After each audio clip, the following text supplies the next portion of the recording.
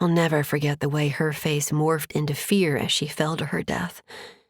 The way her body lay on the ground, motionless.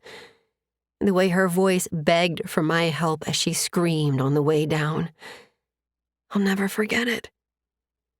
I don't tell Mom and Dad those things, however. The images already haunt me in my sleep. The sound of her screaming has woken me for the past 2 nights.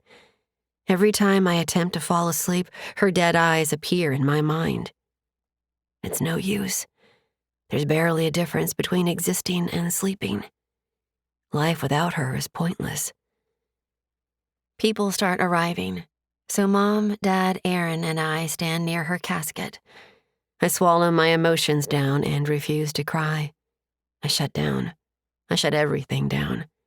I let them hug me and say they are sorry for our loss. I allow them to cradle my head as they press me against their chests. I let them squeeze my hands as they tell me how much she will be missed. I let them do whatever they need to express their feelings. But I don't cry. I quietly thank them and look at my feet. When the service ends, we gather at the cemetery to bury her. A large bouquet of white lilies rests on her closed casket. I pull one out for myself before they lower her to the ground. Mom and Dad do the same, but ignore me. Dad wraps his arm around Mom's shoulders, holding her close as she cries. I grip the obituary program tightly in my hand and stare at her picture displayed on the cover. Mom used her recent school photo this past year, although it wasn't her favorite. I don't know why. She looked stunning.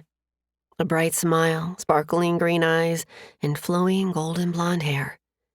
Underneath it reads, "Loving daughter and sister. Gone too soon, but never forgotten.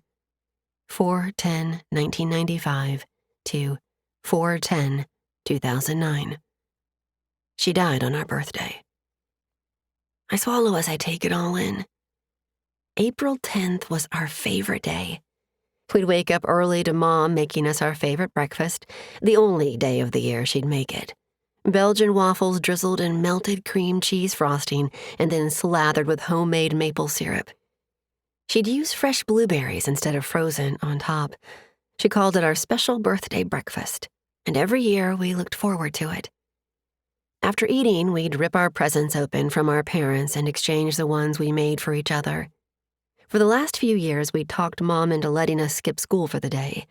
She wouldn't even bother arguing with us, knowing she'd eventually cave anyway. So when we got up on our birthday 5 days ago, we'd done everything the same. We laughed all through breakfast, and afterward, Mom handed us each a card, and we ripped them open. We squealed when we saw the $100 bill tucked inside. As we wrapped our arms around her, she lectured us. "Don't spend it all in one place, girls."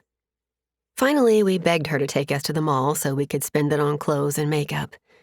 "You'll have to wait until your father gets home," she said, piling the dishes into the sink.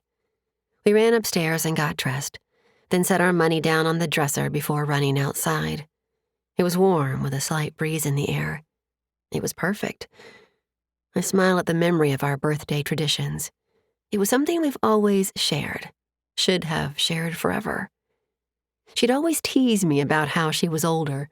Granted, it was only by 3 minutes, but now the day would be pointless. A painful reminder of what had happened, of what I lost.